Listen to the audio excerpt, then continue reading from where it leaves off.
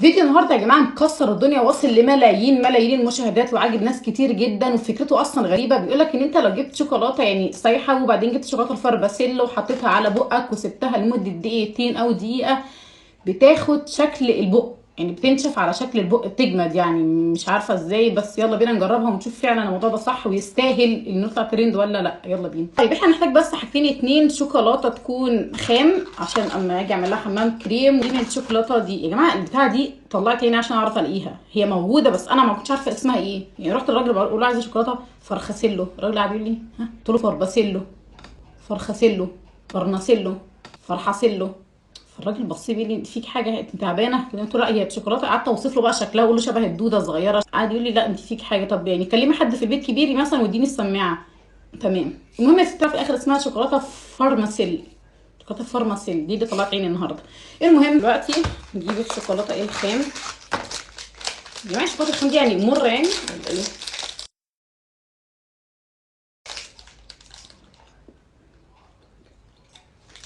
حاجه يا جماعه ملهاش طعم، مره قوي. احنا هناخدها دلوقتي نعملها حمام كريم في ميه سخنه في حله عشان نسيحها. يلا بينا. فكرت يا جماعه قلت برضه هو انا ليه اجيب شوكولاته خام واسيحها عشان اطلع شوكولاته؟ رحت لقيت عند الراجل المنظر ده، موزه، جبت منها كذا واحده. يقول لي دي عباره عن شوكولاته.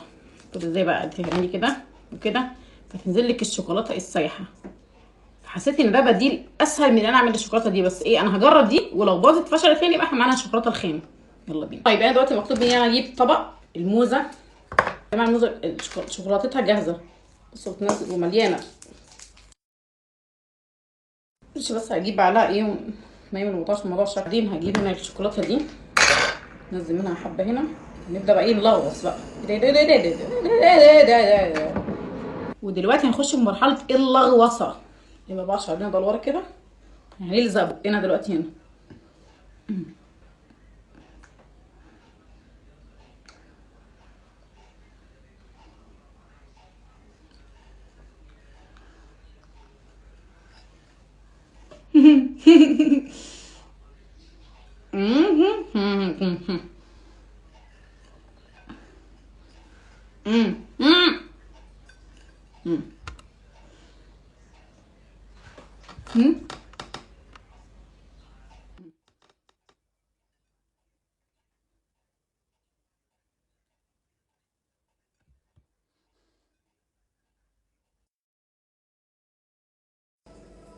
ايه يا جماعه ده؟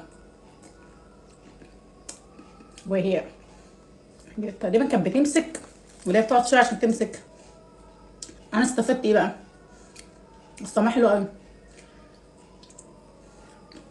شوكولاته الفرباسيلو دي كده ازاي هتمسك على البق اصلا؟ دي اللحوسه دي يا جماعه. واضح ان الموضوع بيختلف من بق لبق، مش عارفه ازاي. بس انا الشوكولاته يعني شبه كانت يعني مسكت نفسها، انما يعني سايحه برضو. بعدين ايه ده؟ ايه الشوكولاته الماوث ميد دي؟ لا لا ما يا جماعه ما تجربوهاش، فكره غريبه. بعدين ايه يعني ما اعمل شوكولاته ومش عامله كده؟